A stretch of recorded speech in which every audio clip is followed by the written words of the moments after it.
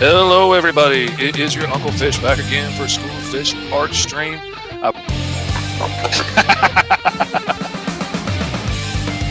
J-Man wants a Gatling gun on the end of his tail. Oh my goodness. J-Man says the tail's where you put all the heavy artillery. He said he used to have a howitzer on the end of his tail.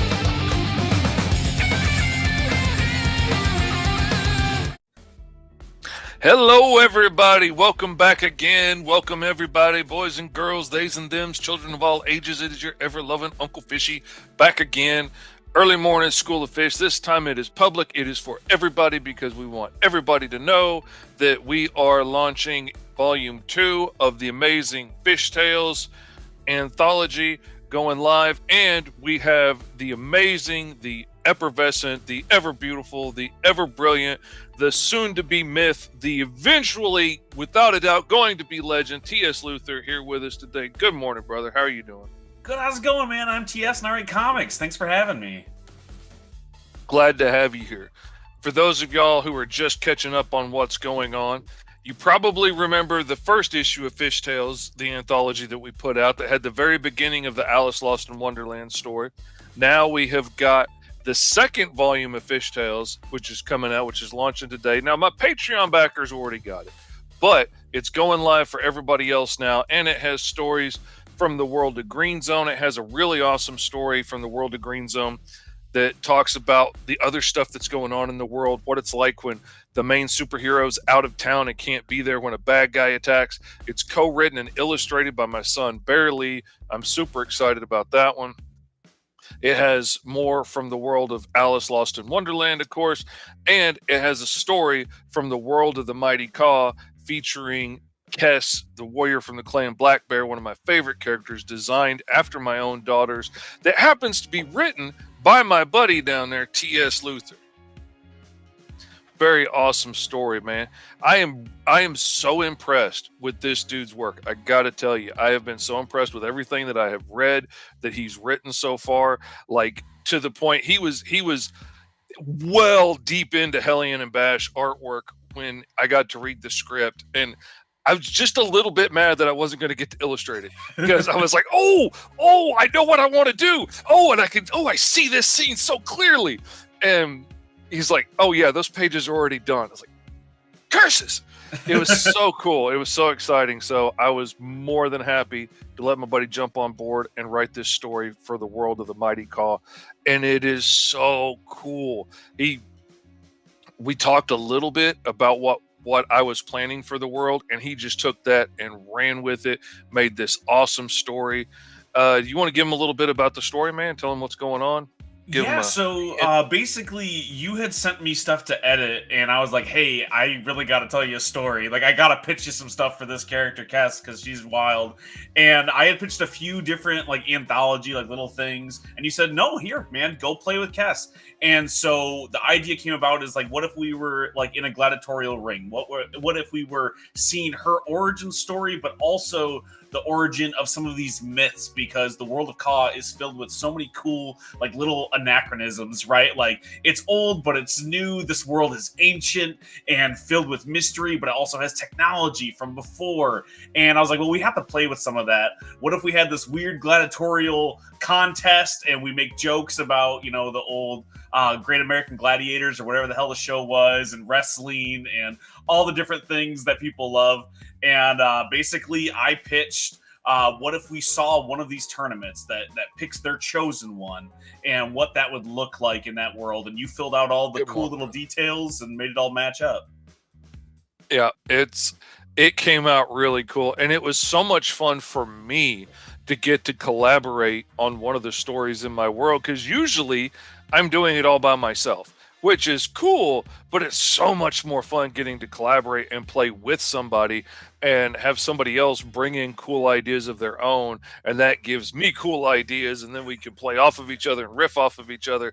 And that is so cool. It was so cool getting to do that with my son as well. And, his story is kind of coming off of the role-playing game that I've been running for like 30 years now. He grew up playing this game. He learned to do math on dice. He learned to read off his character sheets. Like, he was only going to school long enough to read his character sheets and comic books, and he was done. He kept telling me the whole way to kindergarten, once I know how to read comic books, I'm out. And lo and behold, he stuck it out for 12 years. It's so But beautiful, man. Thanks so much for letting us play with your toys, number one. But number absolutely. two, like, I just think about how many fun sessions we've had creating. I'm sure you had the same thing with Bear, which is like, hey, let's talk about this story. And then we end up 5 hours in talking about random stuff that we should do, creating whole new worlds. And we're like, hey, remember how we were going to have a short meeting about the thing that we were supposed to get done, like, today? Yeah. Remember, we were just going to talk for like an hour about this thing instead of getting off track. Yeah, it's been a lot of fun to work on. I'm super excited to get to see it go wide and see as many people as possible get the chance to get to read it and enjoy these stories, because it's so cool. And it's so cool for me, especially, I've got these different series going, but to get to tell other stuff that's happening without having to like interrupt the main part of that story has been a lot of fun. To get to show more of what's going on in Green Zone without just derailing the whole storyline that's going with their first shift, to show what's going on is a lot of fun. Getting to show what happened in the world of Caw. I've got like ideas for stories about the bounty hunters that are coming, all kinds of stuff that would make really cool shorts for FishTales and make it really cool. But anyway, Yeah, we can go off on a huge tangent about the other stuff we've written for your worlds. Like, I'm looking at a PDF right now of an entire graphic novel that we wrote. They were like, we just don't have time to make this. Like, it just doesn't fit in with launching. It's got to get made though, because it's so good. Like, I keep thinking about that story and I'm like, oh, that's not going to be done in a month or two. Oh, that's not going to be done this year.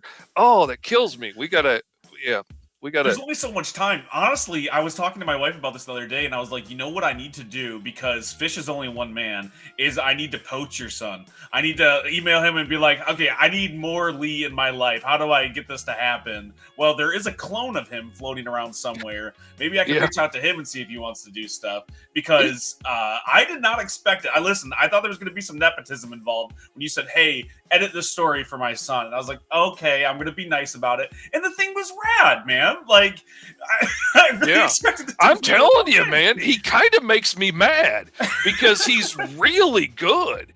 And like, I mean, like me, he was the most talented kid in kindergarten drawing, but that didn't really mean a lot, like, I mean, fairly proportionate stick figures and dragsters made out of a triangle and two different size circles. Sure. That was like the epitome of my art ability as a kid.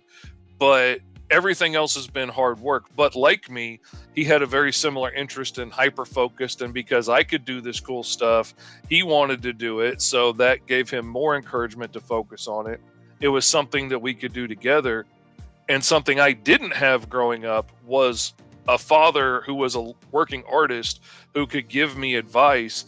And something else I didn't have as a kid was the ability to accept criticism well. And he, admittedly, when he was 6, he wasn't as good at it. I will hands down admit he wasn't quite as good at 6. But by about 7 or 8, he legitimately wanted to know how he could make it better, and realized that I would never offer him criticism with well, you suck and this is how to fix it. But it was always from a man, this is amazing and I'm so proud of you. If you want to get better, this is how you could do it. But also I didn't want to push him into art because, that it would be easy to accidentally do that. And so I always made clear, you could just do this for fun. You don't have to grow up to do this like I did. But I don't think he ever really had a choice like me. Once he knew you could make a living drawing, it was done. Dude, he was set in stone. I was stalking his TikTok the other day because I was like, does he do other stuff? Because this is the only story I've seen from him. And I just, fell down the rabbit hole of all the pictures he's been putting up, these full pages, just gorgeous. And I'm like, okay, I gotta betray Fish. I gotta reach out. I gotta know this guy because it's just so cool. And I'm proud of your son, seeing that because seeing somebody who came from a lineage and had to live up to that kind of thing and putting the work in and coming out that awesome is so cool. And he's like a contemporary of mine, and I'm like, oh, I'm so proud of this kid. Yeah, he's really talented. I'm really proud of him. He hasn't gotten quite as fast as me. I got to give him that caveat. You but got 20 also, years on it in the industry. he hasn't right? been at it as long as I have, and he also he's a young man. He's like turns 21 this year, and him and his girlfriend have their own apartment. He's working his butt off to pay the bills and stuff. So like, you know, he's got real life stuff going on. I just grew like 10 gray hairs when you said that. Like, so I got to take back the contemporary thing. I'm a decade older than this kid. Man, that's embarrassing. Okay, it's fine. Hey, how do you think I feel when I'm talking to you guys? And, you know, you're dropping your kids off at school and I'm going to visit my grandkids. Like, yeah, but I forget all that stuff because, you know, we love the same things. We're chasing the same dreams. We're doing the same kind of work. Like, that's the stuff that makes our conversations so much fun, makes my conversations with Bear so much fun. And then occasionally I'll get on a podcast and people look at me strange because I talk kind of weird. But like, I talk to my kids all the time. So things like, you know, yeah, no cap, will just slip into my vernacular, and, you know, and other grown-ups will look at me and laugh at me. Like, my kids will point it out and they're like, Dad, what does that even mean? I'm like, oh, my slang is at the point where it sounds old to you. I said word the other day and the kids were like, no one says that anymore, Dad. And I'm like, oh, believe me, we are going to get jiggy with it indeed. It's so embarrassing. The cool thing is, though, getting to write in other people's worlds and like play around with other people's toys. I mostly write for an adult audience, not like you know, triple X adult, but you know, like mature readers. But like grown-ups. But grown-ups, exactly. And being able to branch out, working with you and Lucky 33 Comics and Irrepressible Comics and a bunch of our other friends on TikTok, I've had the chance to play with so many of your guys' awesome toys and reach such a wide audience. It's been so neat meeting new people, meeting new fans, and now people know me from working with you guys. And it's so wild because I can hand stuff to my kids and they're like, oh, what is this? They don't even know it's like I'm in there or that I know you guys. It's just comics. So I get to be a hero sometimes when I get to write things and hand them stuff. And they're like, who the heck is this T.S. Luther guy? I picked up a Mr. Fish comics and I'm in there. Yeah, it's been wild with my kids because, you know, they've seen me, like, for those who may not know, I was disabled for a long time and spent a lot of time in a wheelchair through a lot of their formative years and could barely walk, talk, or see. And so they've seen me go through the hard times. They didn't see me as a freelance artist before that, you know, grinding out stuff during the day, grinding out stuff when they were at nap time and in bed and whatnot. They don't remember a lot of that when they were young. So now they've got to see me launch a business from scratch, see it become successful, see how hard I work at it. And now they're out doing their own things. My second oldest just launched his own business and he's installing garage doors. And that's rad. Yeah. And honestly, dude's bringing in so much money. I'm legit like, dude, are you hiring? It's like, that's, man, he picked a much more lucrative business than I did. What are you talking about? Are we not rolling in comic dough? Like, oh, I'm rolling in comics. Yes. No, not so much, but I'm absolutely rolling in comics. Oh man, I try to explain to a lot of people who think like I've made it now that I've like popped up in other people's comics. Like I'm in Mr. Fish comics. They think that like I'm going to Marvel next. And I'm like, that's not quite how it works. We're not all on the same level when it comes to that level of publishing. Like I finally got a publishing deal this year and I'm super hyped. It's a big deal, but it's not the same thing money-wise as like if Image Comics started publishing one of our books, you know? Oh yeah, it's not. But also it's a whole different animal because like I've talked with a lot of people, like I've got a good friend of mine that's done a lot of work at Marvel, and like the last couple of jobs he did for Marvel were just a bitter fight to even get paid 60 or 90 days after the book came out. And And I'm like, I don't need that. And for the amount he gets paid off of that, isn't that much different than we could be making on our own Kickstarters, with the right effort and marketing and whatnot. Like, I know lots of people that are bringing in about that same amount. And I'm like, I don't know. It'd be nice to just do the pages and hand it off to somebody and let them do all the rest of the work, because the packing and the social media and the marketing and all that stuff is tough work. It would not be nice to just be the artist for a change, but but also, like, I think you stand a better chance of making actual real money daily, monthly, in doing your own thing these days. Even if it doesn't reach quite as big an audience, you get a bigger chunk of that than you do otherwise. So I don't know. 1,000%. It's a mixed bag. It's a different beast working for a big, larger company. Like even some of the smaller publishers, like when I've eked out a few deals, and a lot of them are like, listen, we would pay you tomorrow if we could, but the way that like buybacks work and returns, I probably won't see a check for anything that comes out next year until the year following. So like I'm doing work kind of on consignment almost, right? Like I'm doing work right now that I'm hoping to get paid in like 2026 on.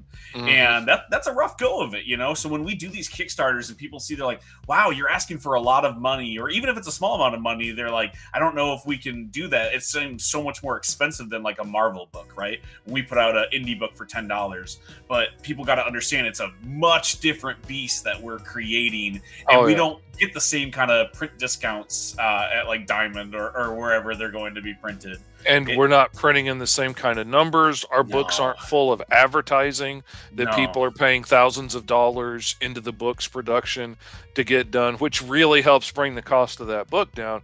But we don't get those kind of benefits because, Nintendo and Frosted Flakes don't want to advertise in our books. We were so close to a deal with Frosted Flakes on FishTales Volume 2. Close. So close. We stuck to our laurels, We had our scruples, and we were like, we just can't do it. I don't want to flex like that on our fans. So I just couldn't. I couldn't bring myself to put Eddie in that whole Tony the Tiger getup. I just couldn't do it. He's got respect for himself. I've got respect for him. I couldn't do it. I couldn't bend on that one pivot point, and they were adamant. I mentioned it. I was on a stream the other day. Shout out to Garnet VT, some really cool Twitch streamers, and they were asking me if I wanted to go work for any bigger company. And I try to tell people all the time, like, I'm a dad first, then a comic creator second. I'm a tool. I will sell out in a heartbeat. Whatever you want to advertise, whatever you want me to write, like, I got bills to pay, I got kids to feed. I'm in it, okay? So I don't have this idea, this like auteur, like I need full control. Listen, like if you need edits, if you're like, hey, you can't use Spider-Man in this issue, you know what, Marvel, you got it. Spider-Man's out of there. In this issue, it's going to be Arachnid Man. You got it. Whatever it takes to get that paycheck. Whatever it takes, man. If you want. Cookies and Milk are the most obscure Marvel characters from a What If. I would draw the hell out of a Cookies and Milk comic book if you want me to. If you're gonna pay me good Marvel money for it, I'll do it. I'm not even gonna be hung up about it. No, but I get asked sometimes, like, who would I want to write with? Like, I've been having so much fun writing, like, your characters, right? Like, I get to play with all of your cool action figures. Would I do that for a bigger company? And, like, do you want to write Spider-Man or Batman? It's like, yeah, sure, I would love to. But they would never give me Spider-Man or Batman. I'd be lucky if I got, like, Stiltman, right? Like, Stiltman is who I can get. Dude, I would freaking love to do a Stiltman comic. Like, Stiltman and Kite Man. Like, Kite Man's gotten his own little resurgence. Yeah, see, Kite Man kind of has his place. I had a whole different idea for where I was going to take him before he got that. But, like, my kids were asking me when the Flash show came out, and it was still, like, the first season character of the week, bad guy kind of stuff. And Kevin Smith got to come on and do an episode. And my kids were like, damn it, if you got to do an episode, what would you do? And I thought about it. I was like, it would absolutely be Kite Man. But he would be this adrenaline junkie, like base jumping dude that like robs places and then base jumps off the buildings and flies away. And I just thought that would be so awesome. And that idea has stuck in my head that now I want to put him in Green Zone as a character, that does this. I just have to come up with a really cool douchey name for him that he can like be yelling into the camera, like, hashtag Kite Man, but not Kite Man. Like, Hashtag not Kite Man. hashtag Jumper Dude or whatever it is. It can't even be Jump Man because that was like the game before Super Mario Brothers and all. I kind of like to do that, but I might get in trouble. Anyway. Hi, Sarah. Hi, Juan. Thanks for joining. I finally saw the chat. Yeah. Good to see you, Sarah. Speaking of which, we're here to launch the whole FishTales Kickstarter, and we could just sit here and keep talking forever. Yeah, but show off the book, man. The campaign is ready to go. So the pre-launch page, whoops, I'm on the wrong screen, shows a little bit of what's going on, shows how we're bringing Eddie in from FishTales as the new narrator, which was an idea from my buddy J-Man. I forget that he started out as a fan because we just talk all the time now. That's how it works, man. You get these awesome fans who are like, hey, I'd love to see this. And because we're not a big machine, you're like, I can put that into motion. Yeah. And like, I forget that, like, I just think of you as my friend. But like the first time I heard of you, you like sent me some kind messages and sent me a poster and stuff from your book. And I was like, oh man, that's awesome. And so I started really paying attention, checking your stuff out. And now we're just friends. And I forget that like you knew me from checking out my stuff. And same thing with J-Man, but he's like, dude, you need to have like a Tales from the Crypt type host, It's such a good suggestion. It works so well in this, man. Oh yeah. And we were just joking around, and then Eddie came up because he's a fish man and it's FishTales and it just fits. And he's such an awkward kind of, grumpy dude anyway, that he's just so funny to put in these situations and argue back and forth with, breaking the fourth wall and stuff. He's a lot of fun. I really enjoyed it. But what we're here for is to launch the campaign. So I am going to click the ready to launch button over here. Yay. I'm going to click I've read the rules even though I didn't, and I'm going to hit launch project. And it's thinking, and then we're going to refresh the page, and it is live now at GoMrFish.com. We'll take you directly to it, and you can go check it out. It is ready to go. It is live. It is good action. Let's check out the page now that we've got it open. We've got FishTales Volume 2. We've got me introducing Eddie. We've got a little bit more of Alice Lost in Wonderland, which admittedly also appears in the full issue of Alice, but the full issue of Alice is like twice as much material as was in both issues of FishTales. But this is where it came out originally and went out to my Patreon backers, and now it's coming out live for everybody. And I pitched like a backdoor pilot for Alice, basically. Yeah. And I got so much good replies from the Patreon backers and stuff. Everybody was so excited for the Alice story.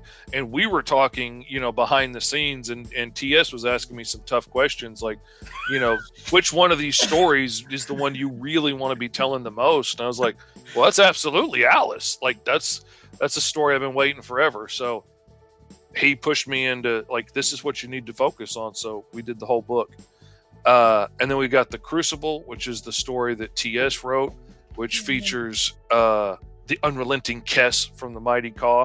Like if you've read the last two issues of Mighty Caw, you've seen the warrior Kess and you've seen what a badass she is. This is before she like officially becomes that warrior of her clan, going through these trials by combat with people from all kinds of other clans. You get to see what some of the other clans on this planet look like. You get to see the cool mix of sci-fi and wizardry and stuff that's going on. You get to see hints of the old world that's still there. And then there is the B Team, the story that my son did. And this is a story that I'm really proud of. And it's going to cross over with the regular Green Zone issues as well.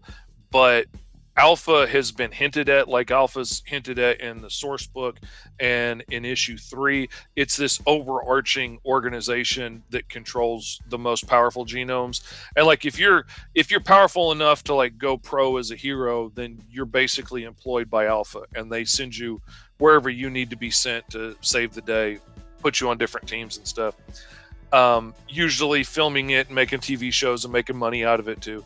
But when the main hero, Captain Atomic, is off world and can't be there, the B team comes in to fill in the gaps. And there's an old guy that has a suit of power armor that we don't get to see him use it much in this book, but he's got a suit of power armor so he can mimic the powers with a hologram, but the hologram isn't super strong. And then there's an alien alien protomorph that can change into any shape he wants, and he can look exactly like Captain Atomic and sound just like him. Doesn't have any of the powers or abilities, and he's not indestructible, but he can look just like him. And then there's another kid who's really buff and strong, doesn't look a thing like him, but is big and buff and can smack people around. So it's like a shell game of which guy are we going to stick in first to try and fill in the gaps, and while fighting one of Captain Atomic's known nemesis here. It's such a fun thing. It's like you have the B team, right? And it's like, well, how do we mimic the world's best guy, like the best hero? It's like, it's going to take more than one. And I thought that was beautiful. And also, like, I think that's something that's a little underrated that you haven't sold in this as much is how funny all the stuff is in it. Oh yeah. Like, the entire pitch of FishTales, like, we have some fantasy in there, we have some serious stuff, but it's hilarious, man. Right down to Eddie being the new host, and like bringing everybody together in that Crypt Keeper kind of way, but also just like the stuff that you and Bear have come up with in that world. Green Zone is such a serious world when you take the pitch, but when you read it, you guys bring such levity to the characters. I had so much fun, actually, just like getting to look at it to the point where when you came to me and you're like, hey, I had this really serious story to write in this, will you write it for me? I'm like, yes, but I would love to make some jokes too. This world is so funny, man. Like, it's just so beautiful. And some of the stuff that you added in the Kess story was so funny. Like the bit that it ends on, just, you're going to have to read it to find out. But the bit that the little cliffhanger ends on was just one of the funniest things to me. And I think the funniest thing to me as I was reading it was you mentioned there's like a clan of clones, basically. It's like, think about their gene pool being as shallow as hell because it's just the one dude over and over again. And I was like, oh, that's the funniest thing I've ever heard. This is going to be a lot of fun. Clearly, he's a DJ in this world, right? That's the only job. No offense to the DJs out there, but that's the only job this guy can do. And he's not a good DJ. He's like press play on the iPod DJ, Yeah. And that was a lot of fun to write. But seriously, I was laughing my ass off just from your opening. Like, you have Eddie who's introducing all the stories. I'm like, this is already hilarious. I'm so excited for more people to see it. My wife actually was reading it. And she was like, can I show this to people? And I was like, no, that's my only copy. But the Kickstarter's coming out next week. Because I had not shown it to many people because I made a TikTok about it like months ago when you sent me my copy. I didn't know that it wasn't out yet at the time. I've had so many people on that TikTok. To my Patreon backers, and if you want to subscribe to Mr. Fish Comics on Patreon and get a new book every month for $10, you can do that. You can get it before everybody else, like my backers did. But yeah. Oh, shout out to Sarah too. It looks like they're the first backer. Oh, are they? All right, let's get up here and see. Refresh the page, man. Yep, we got one backer. Good deal. Thank you, sir. I don't have the chat up on my screen. There we go. Yep, you did. You absolutely got it. Let's see. She also says, Sam, I talk to J-Man a lot now, and it all started because he's a comic fan. Absolutely. What is up, Marquise, man? Good to see you, dude. Glad you could drop in, man. He's already got the book, too. He's got FishTales, too, already. Now, if he wants to back it again, I wouldn't be against it. But, he's already got it because he's a Patreon backer. But, yeah, it is. There's a lot of fun stuff in there. There's a lot of action. Bear really brought a lot of good comedy to this bit, too. Like, he brought a lot of good emotion and body language comedy and stuff. And, like, there's this one scene where the kid, is helping his neighbor move, and she's into him and she's flirting with him, and he's completely oblivious to it, moving her couch around and stuff. And then when he gets, on the ship and takes off with the team because he gets called into action at the last minute, the protomorph is like making fun of him and like imitating the girl and being all like, ooh, is that your girlfriend? Oh man, come on, quit it. It's just, he brought so much funny little bits to it and made it so interesting and like some of the expressions and stuff that the alien makes, like when he nearly gets blasted by electricity, and he wrote this really funny bit in there because he's taking on electric supervillain, and the alien just doesn't listen at all. He doesn't listen. He's not studying. He's not reading the bios or anything. He just jumps out the van, imitates Captain Atomic, goes, and he's going to stop this whole thing. And dude blasts lightning by his head, and he's like, "Whoa, you didn't tell me this dude has electric powers. I don't know about you bipeds, but like electricity kills us." And the boss is like, "Yeah, it kills us too. Didn't you read the instructions?"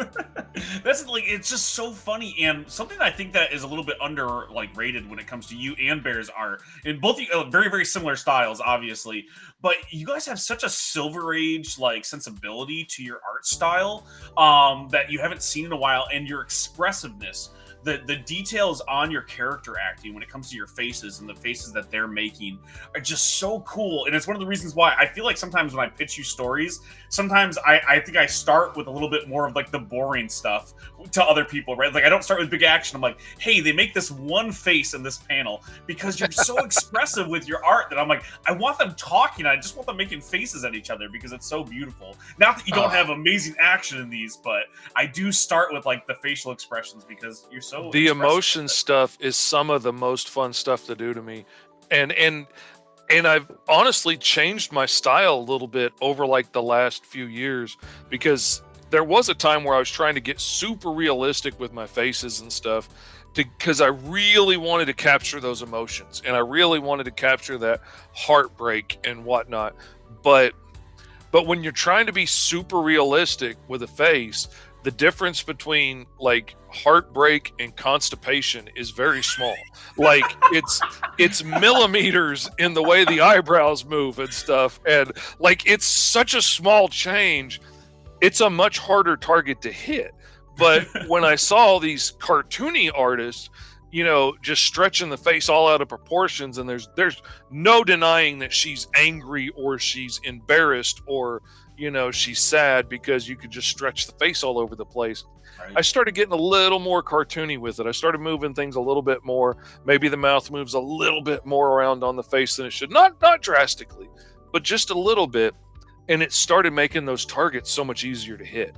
And then all of a sudden, like, you can really bring home that, oh, she's heartbroken because, of what he just said behind her. And he doesn't know she was standing behind him hearing what he said.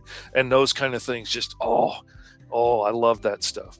Yeah, you've reached a really good balance, too. You don't go full caricature. It's not fully cartoony. Again, like, you have such a balance between the two. That's why I think why it reminds me of the Silver Age comics, but it's still its own thing.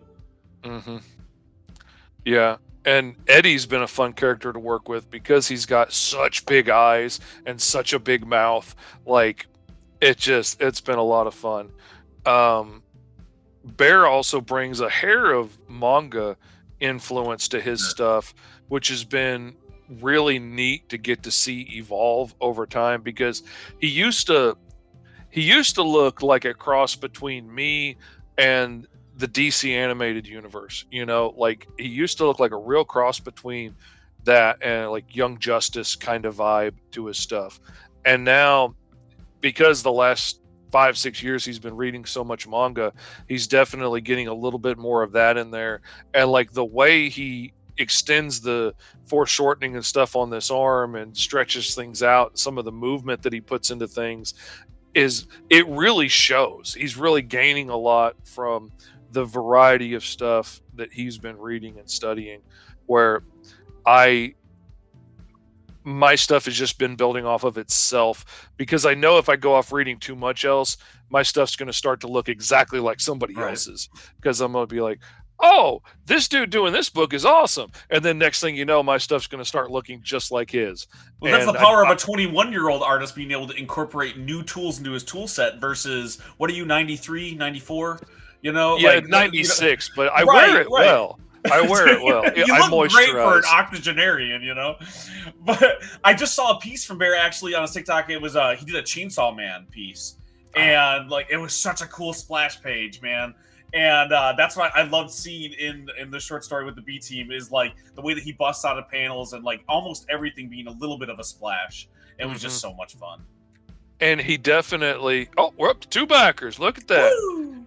He definitely goes in more interesting directions with like his panel layouts and stuff, because like I tend to be a little bit more traditional, and up to like maybe 90s, like I like to move the panels around when the action gets really heavy and like make everything off kilter and stuff and make them a little bit more dramatic.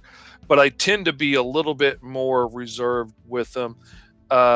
You know, I'm always impressed by some of the newer guys that are constantly bursting out of the panels and doing weird, cool things with the shapes of them and dead space and stuff like that. I was really impressed with some of the panel work in Hellion and Bash when I got to letter that. I was really impressed with what he did on that.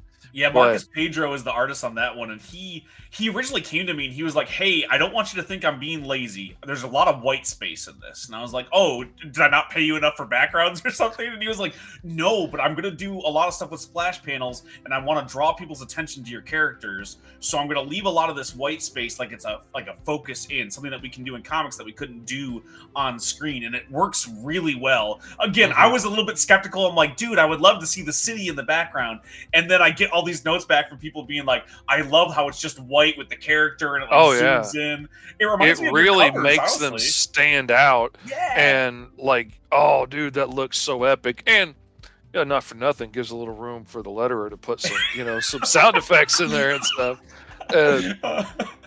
You know, but oh, it was a absolute beautiful book. I cannot wait for that to hit Kickstarter. Yeah, I don't know if it's going to do 2 backers in the first 2 minutes like yours did, but, you know, it might get to its goal eventually. I'm excited. I already paid Marcus, so he's already set. I just need to be able to make rent is a big reason why. Like, I don't know if I'd be working with Fish if I didn't have bills to pay, you know? So, you know, sometimes you have to stoop low to, you know, get the work done. So that's my advice to all the young people on there is if you want to make it in comics, just, like, take a chance on an old guy like Fish. And you know, you write never his know. stories. It works out. Sometimes he pays all of your bills for you and makes sure that you can get your work out there. But you know, that's all tertiary. It doesn't really matter. He's not the nicest guy in comics or anything. Oh no, I am such a jerk. I'm so mean. I literally was scaring people away from my booth at Small Press Comic Expo. When you told me that, I was like, no, there's no way. I you know, and I'm smiling and I'm making eye contact and everything, and like people would be at the booth next to me laughing and giggling, and we were right next to each other. Like they had the tables all taped together and tablecloth strapped down, and like it was one big mega table going around. And so we're like right up on top of each other. So I'm like laughing at their conversations as they're having fun. I'm laughing at the conversations when they're having fun with the people next to me. And then they would just glare at me and walk in an arc around me. And do you think it's purely because you're super nice guy Fish online, right? And you're still that very nice person in real life. I can attest to that. However, you are 9 feet tall. Yeah. So, like, is it that? Is it the fact that even sitting down, you're towering over these people? I think part of it is I'm a big guy. Part of it is, you know, even though my books aren't superhero books, they are like standard size comic books. They are full color comics, which wasn't really mostly what was there. And even when I had books there, like I had a whole stack of Alice books that were handmade by me in my home, like stapled, cut, printed, the whole 9 yards. They still look like professional books, where everybody else's books around me were like made on a Xerox machine and hand stapled, and the pages are all wonky and stuff. And yeah, that's a zine con from what I understand. I had talked to really, that have been there. Yeah. Really, it's what it is. Like they call it a Small Press Expo, but really it's a zine con, which if I'd known that, I probably still would have wanted to go. I just wouldn't have paid $400 for a table. Like I would have paid $60 for a ticket. And I would have loved to have walked around and checked it out. I couldn't get out of the taped together tables. Everybody else was crawling under the tables, and my crippled butt can't do that. I'm too big to fit under the table anyway. So That didn't work out so much, but it was a great show. Lots of awesome people there. They just weren't coming for adventure books. They were coming for slice of life and, Right. like books about my favorite sticks and all kinds of other stuff. Lots of amazing LGBTQ creators there with their like life stories and stuff in zine format and lots of cool stuff. You mean they And weren't there to see Caw just rip apart aliens like all not day so long? much, Oh, that's interesting. surprisingly. The people selling furry bondage porn right next to me, they were selling like wildfire, and more power to How them. I told you we need to start doing that. I can write you some furry bondage stuff, and I'll you tell you, between that and being very pretty young girls, that's where I think I'm making my mistake. If I would just be a pretty young girl, I'd be rich right now. we have This been would messing be that over up. $35,000 in the first hour if I was just a pretty young girl. We could that shave would the help. beards. We could start there. We could at least shave off a few years. You can right? do wonders with makeup. I've seen it. I have seen some of these women that can turn themselves into any actress they want, or actor for that matter. I think of that with just that, the right amount that, of makeup. that audio that like if the church finds out we can shapeshift, like we need to do that. There is something like I was thinking about going to the Motor City Comic Con in November. Which you should come up for. We can split a table because I can't afford it on my own. That's the only reason to come. If I went to something like that, it's like, would I be able to sell enough? Because I'm a very fun guy online. In person, I don't know if I have that same vibe. I think I look like you don't want me on like a playground in real life. So the comment is I got he with somebody? Right, exactly. When I go to pick up my kids, people are like, "Do you know this man?"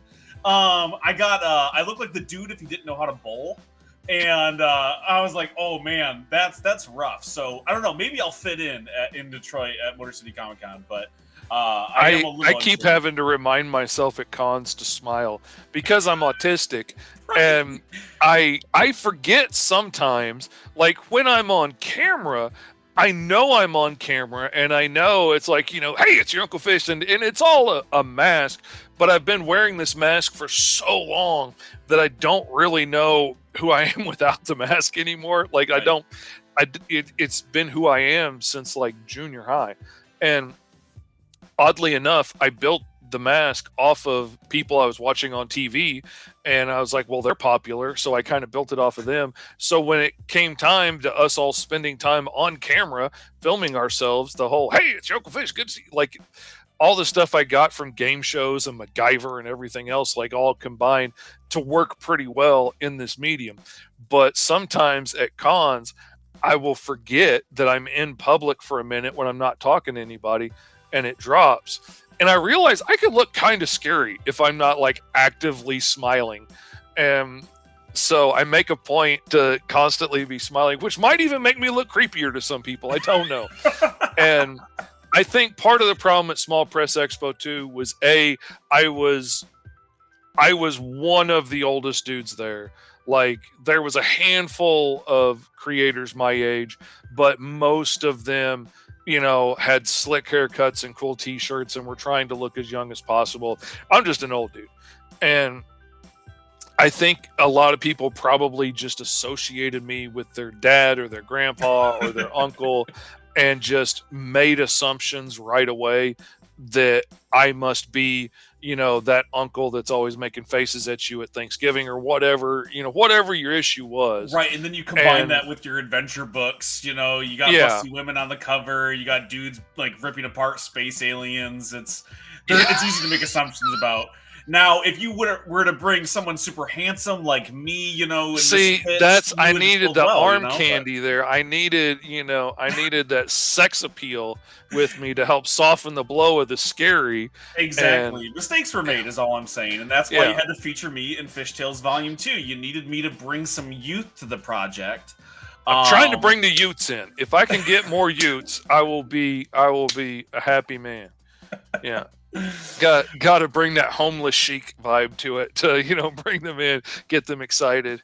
We need to come on get in. Bear on camera and just let him be the face of FishTales 2 and 3 and so on, because I don't know We if need we're to get quite his bringing it. girlfriend on camera. Is what she need. We need There to you do. go. We need some salespeople is probably a big part of it, because listen, marketing isn't easy, nor is it cheap, and we're not good at it. There's a reason why we write comic books and we're not working for Don Draper and the Mad Men. We do Yeah. we're doing our best. We got pretty pictures and some fun stories, but that's I'd the be end of our working at charisma. TikTok making fat cash and advertising and stuff if I was really good at that. Why aren't we But, doing you more know, dancing trends, right? Like D- we could do some dancing trends. I can pop and lock. That's a well, thing. I can shake. Yeah, but we don't want to catch that on camera. Like that's. I'll just quit taking my medicine meds for a minute and start having it look like I'm having a seizure, and it'll be all the trend. Yeah. Or we're gonna be trending on like CBS because people are like, listen, these two TikTokers had seizures on camera, and it was caught right there on live. They saw the whole thing live. Started a whole generation of kids. Look at that, 3 backers. We are climbing to the stars, baby. There's no stopping us now. Things Remember, are going Fish's great. kids are grown, but every copy that you pay, like that feeds my children. They're not. They're still kids. If you don't buy FishTales Volume 2, I don't know what I'm gonna do. They need milk. They need veggies. Come on, people, dig deep. Vitamin D is expensive, okay? Like You know how long it's been since these kids have had a carrot? Come on, you can back for one of these high tiers. You can get the whole Mr. Fish collection for the low price of $100. I was on a stream and I started talking about this. When you do this pitch, you need to put in the arms of an angel plane in the background. And just show a picture of my emaciated children, and then you'll sell 100 copies of this. There we go. Get my grandbabies standing out in the backyard with like some cups of oatmeal and Less like than a fly buzzing you on can their buy eye. FishTales Volume 2. Yeah. Feed these poor babies. They starving away. I'm sorry. You continue with your pitch. You tell them about the add-ons. I'll be right back. Oh man, speaking of which, there are some really awesome add-ons here. Now, not only can you get whatever back issues you might have missed along the way, you can get all of them individually as add-ons. Let me scroll. You can get all the individual books as add-ons, all the issues of the Mighty Cod, Green Zone, FishTales, Alice Lost in Wonderland, both copies of T-Man and Hyperstrike if you want. You can also add on any of the shirts that you might want to get that you might have missed out on. There's a bundle for all of the mini comics that I have right now, including the new one that's coming out with Alice Lost in Wonderland for just $15. The Alice and Big Ten acrylic standees are being shipped right now, and I'm excited. I cannot wait for them to get here and show those off. They look really cool. Those are available in a limited number on this Kickstarter. There's also the single commission tier and the pinup commission tier where you can get like a variant cover or whatever done. Those are available. And for the first time since maybe my first Green Zone Kickstarter, there's actual live art that you can get now. I've made all the live art that I've done except for one variant cover I painted. Everything else is available. And it's got all the inked pages from the Kess story that I did with TS. They're all here, inked by hand, all beautifully done. They are in reverse, mind you, but that's because I work in reverse when I ink, because it makes any little mistakes I made in the pencils jump out at me. So they are mostly backwards, but that needs to be on a School of Fish tutorial right there. Yeah. That's a genius little thing. That's what we do when we copy people's signatures in the con game. I mean, not we, other people do that. Yeah, other people, not us. No.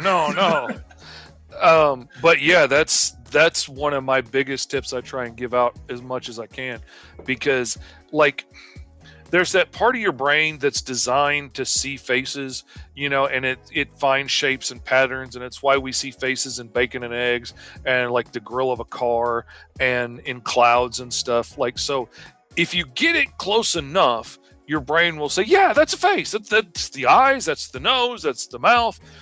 facial recognition software might not register it as face, but your eyes will. Your brain will make those connections. But then when you flip it, like in school, they taught us to hold stuff up to a mirror, but now I can just click a button and make it flip digitally. And all of a sudden, man, that head's shaped like a lima bean, and this dude's got like sloth eyes from the Goonies, like one's up here and one's down here. And all of a sudden, it's like, oh, yeah, that's not right at all. I got to fix that. And so all those little things jump out. And the thing is, I notice it on a lot of other people's artwork, like even at Marvel and DC. I can tell the people that work traditionally and don't take that step, and you'll still see books where one eye is a step higher than the other pretty regularly, because you just don't notice it when you're working on it, especially if you're working at an angle, inking on stuff and it's not like straight on to you. It's way easier to miss it.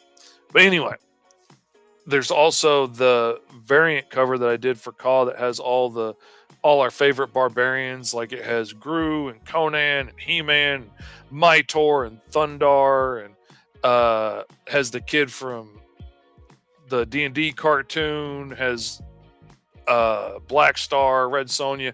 Everybody's in there. The Mighty Caw at the top. I have the Police Academy 2 variant cover that we did with everybody in the positions, like the Police Academy 2 poster for Green Zone 2. I have the Miami Vice cover that I did with Kim and Virgil. You are not making us seem younger by dropping Police Academy and Miami Vice within seconds of each other. Those are thanks to J-Man too. Those are 100% thanks to J-Man, because he put the idea in my head, and once he did, I started looking at the Police Academy posters, and the Police Academy 2 poster was one of my favorites. And like they got people falling on the ground and people standing up above everybody, which just fit really well with the characters. And it was issue 2. It was a no-brainer. And then like he threw out Miami Vice, and that issue 3 is all about really Virgil and Kim. And so that just Crockett and Tubbs, there you go, man.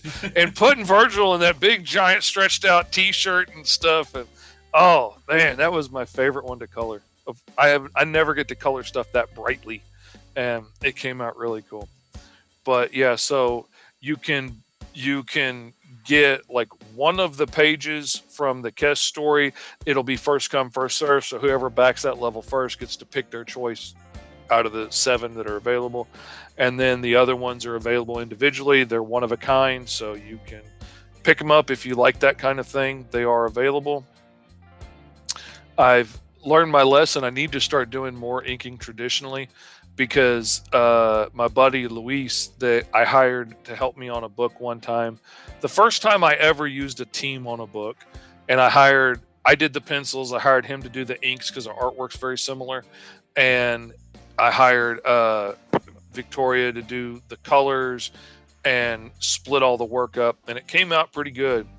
But he has all this original artwork that he inked that he's now selling at shows, and he's making $100 a pop on this stuff. And I was like, dude, that's a whole secondary market. And he's selling them all day long at cons, sending me pictures of it. And I'm just like, man, I've been sitting here working digitally, saving time.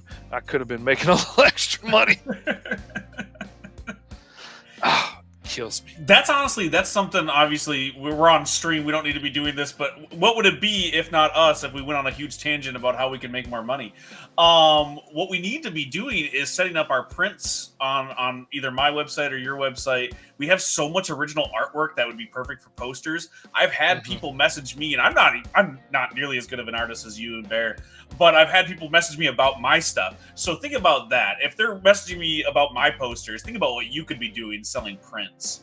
So just think about that. Let's make some more money. I've thought about it, and I've got a printer here that does large scale printing and prints beautiful posters. Would you look at that?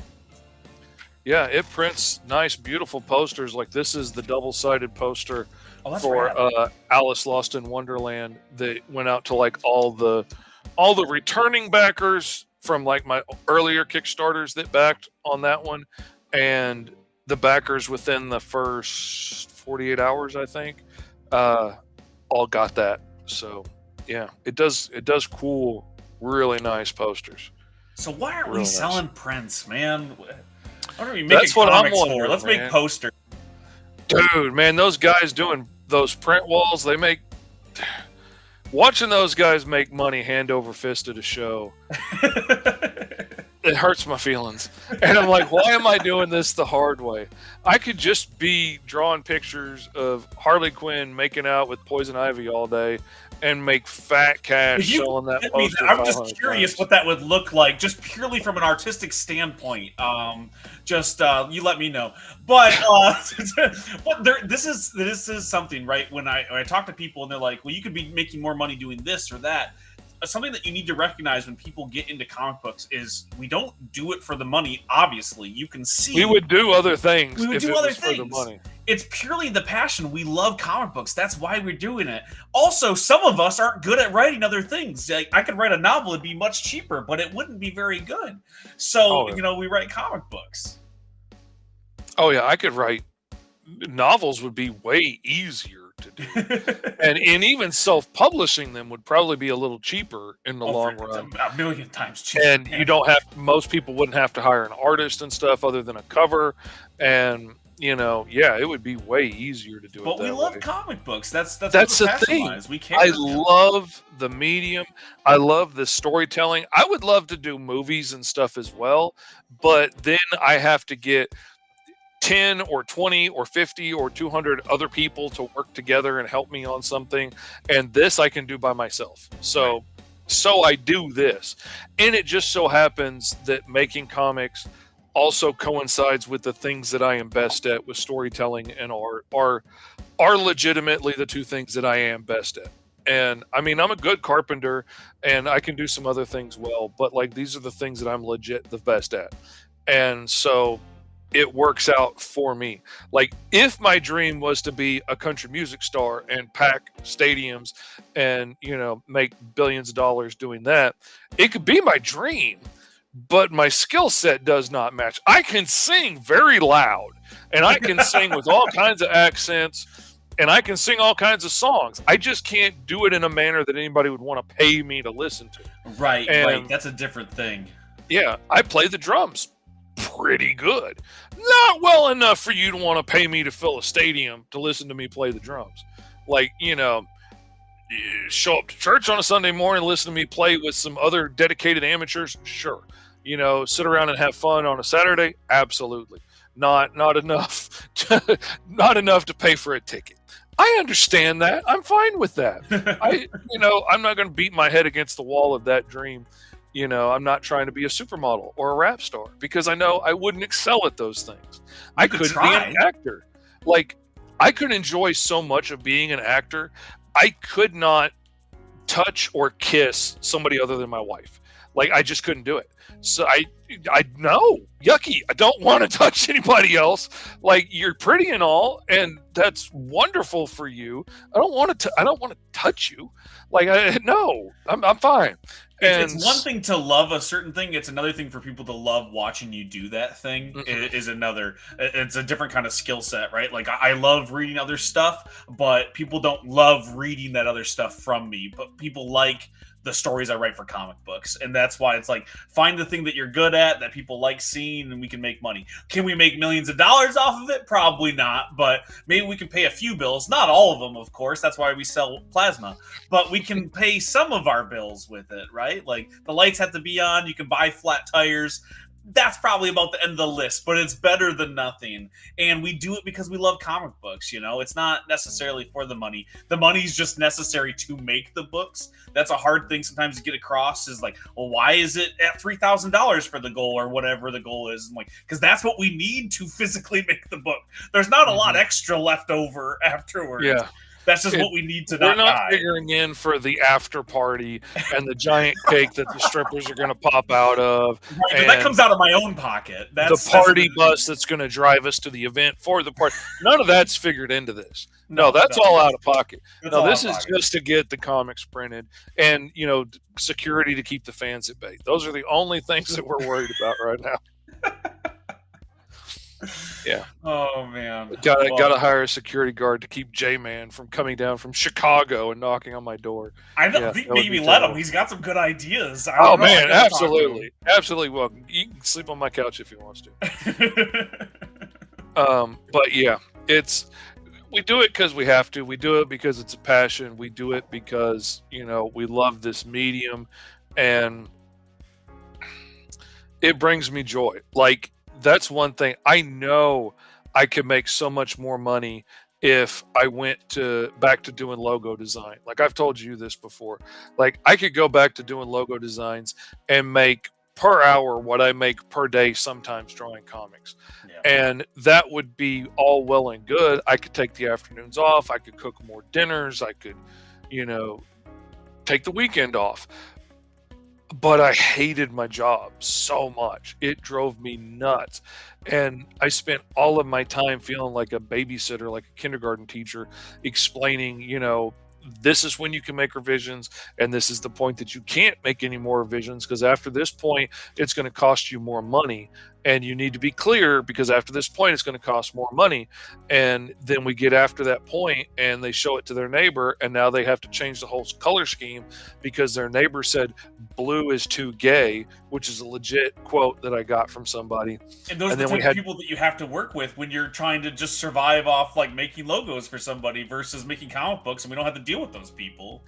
I had to double my price for logos just to handle the amount of time I had to spend teaching people how the process works.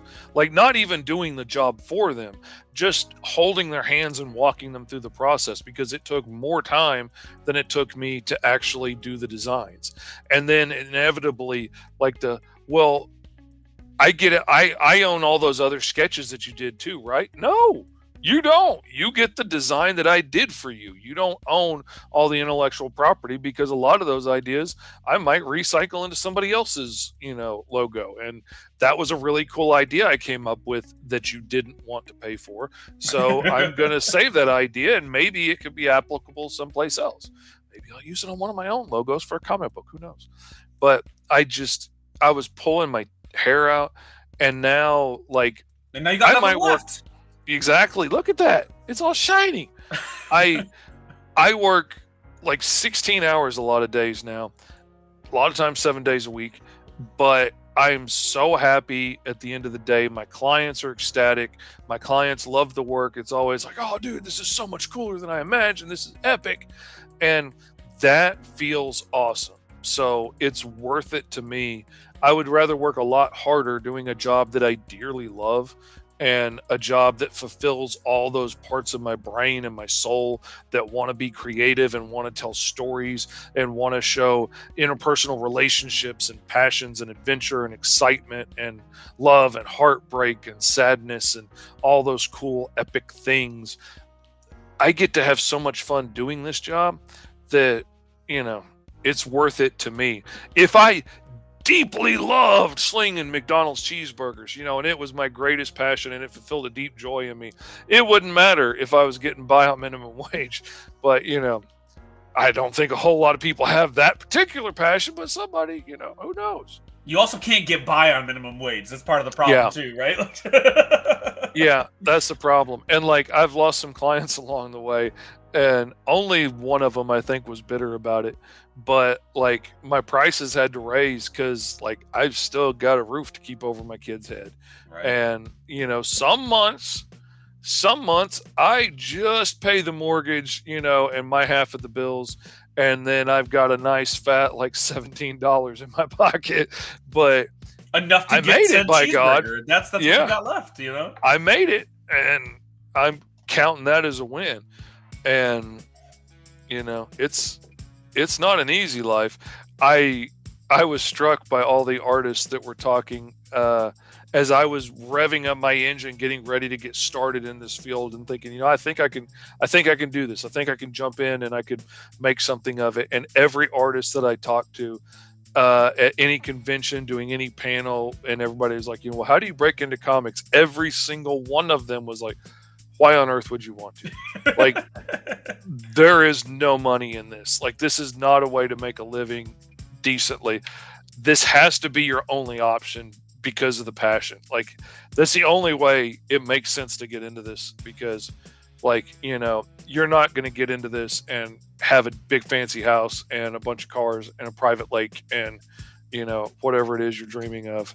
But you get to tell stories, man, and you get to inspire other people and light that spark in other people's imaginations. That's been the most fun thing about it to me, the most fulfilling thing about it to me. Because, like, those stories growing up, like He-Man and Thundercats and Star Wars and Star Trek and all these things, lit a fire in my imagination that continued to burn my entire life. A fire of creativity that had me kicking out my own ideas and my own stories and making my own little action figures and comic books and all this stuff. And it never stopped, and it gave me a lifetime of joy and excitement and fun. And it's now my full-time job. And getting to do stories now that turn around and excite other people into coming up with ideas. Like when Green Zone came out, I had so many people hit me up like, "Oh, dude, I got so many ideas for Green Zone, man. I got a story about this and a story about that." I had people writing me like voiceovers and music and stuff, and like just inspiring them to be creative in this world. And having people be inspired to want to do fan art of the Mighty Caw, and it's so cool and it's so much fun to draw, and it's just such awesome stories, and I got all these ideas for it. There is no higher praise than knowing you've spurred on somebody's imagination to want to play in this sandbox and want to play with the toys that you made the way you played with the toys, that the people before you made. And dude, I'm giving myself goosebumps, and it really hurts with Tourette's. You gotta be careful. Oh man, it's no, good but stuff. that is some of the magic of it, right? Like, we get to inspire people, and even if it's not on the same level as Spider-Man when it comes to the amount of people that we can reach, it's still amazing sometimes when people message me and they go, "Oh, hey, I just read Tokyo Fire," or "I'm really excited about Hellion and Bash." It's something that I still can't fully wrap my head around. Like, I've had people say, like, "Yeah, whatever you make next, I want to buy. I'm a fan of yours." And that's not a thing I ever thought I'd have in my life, and comic books gave me that. And it's magic, man. It is. That's why I make a point when I read a book that I really enjoy and I really dig it. I make a point of seeking out the artists and the writers and tell them that I really enjoyed the book, because a lot of times they're never going to hear that. Like, especially if it's going through a publisher and stuff. Like, I'll try and look them up on Facebook or Instagram or whatever and message them. And half the time it's like, "Oh yeah, man, that book was awesome, but it died at the publishers, a year ago, and it'll never make a second issue or whatever." But I can tell them how much I love Sergeant Werewolf or whatever the book is, and tell them how cool it was and how much I enjoyed it. And as a creator, I know how awesome it feels to get those random messages, early in the morning or whatever. Like, "Dude, I just read your book. It was freaking epic." Like, my son's girlfriend, her little brother, keeps sending messages to me all the time. Like, "When is the next He-Man and Green Zone coming out?" Because he's dying to read more, and he's a little mad that they're not coming out monthly like Marvel books, because like he wants the next issue, and he's been waiting like 4 months for the next issue. And I'm like, "Well, tell him Green Zone's coming out at Christmas." And she's like, "Yeah, that's not fast enough." Listen, like I tell people all the time, if you want my stuff to come out faster, if you can just write me a check for $5,000, I can get the book done on a monthly basis. That's what it would take every single time. So if you got the cash, $5K, I can get a book done in a month. And I'll just do it every need month. a rich benefactor, sugar daddy, what have you, to come along. Sugar mamas are welcome to come along and say, "Look, here is an endowment to do your artwork." You're a patron of the arts. Like, listen, if I won the lottery, I would be so broke so fast, because I would just like hire up all of my friends for like 2 years of like, make as many books as you can and see how far we can get. I would be broke so fast, but it would be such a fun year, man. It would be so much fun. IRS would hate me. All right. Well, I think we can probably call it there for the art stream because I got other stuff to do to get ready. I got another art stream tonight with Joe Solis, and he's coming on for their book, and I'm going to be drawing a variant cover of Maya Mayhem for him. And I'm super excited about that. If you'd like to get a pinup of your own done or cover or something like that, you can buy one as an add-on here. That's what he did on one of the former campaigns, and now he's going to be on the show. We're going to talk about it live tonight and talk about the story, work on a cool cover for him. The possibilities are endless. Thank you so much for coming on with me today, man. It has been a great conversation, and we're going to be doing this again on Thursday morning. Yep. Yeah. So y'all can tune in on the Patreon Thursday morning, and we're going to have a new segment we're going to be doing each month where we just talk about things and bicker over topics and whatnot and what we think about this, that, and the other, give what advice we can on making comics, etc., etc., etc. So anyway, where can they find you on social media so they can follow you, my man? Yeah, so I'm TS and I Write Comics. You can find me at TS Luther on TikTok. That's my main social media place. So if you like watching an old guy dance and talk about comic books, that's where I'm going to be. You can find my website, can'tbekilledcreations.com, and that's got all of my books and all the places that I've appeared. So you can go there, you can buy whatever, and look out for Hellion and Bash #1. It's coming to Kickstarter this month. The announcement page is going to go up this week. So if you like superheroes, if you like heist books, if you like coming of age stories and the father-son kind of dynamics, go check out Hellion and Bash, and go check out FishTales Volume 2 because my story's in there and I'm awesome. And even if you don't like fish, you're gonna like me. So go check that out. And Bear's really cool too. Yeah, Bear's pretty cool too. Nobody likes old fish. Old stinky fish. It's been too long. You know what they say, you can't have fish around too long. Anyway, I'm Mr. Fish. I'm in Mr. Fish Comics everywhere, and right now you can see me at gomrfish.com because that'll take you right to the book. And you can check out FishTales Volume 2. You could be backer #4 and make all of our days. So anyway, remember, no matter what, your Uncle Fishy loves you. Have a good day. I'll see y'all tonight.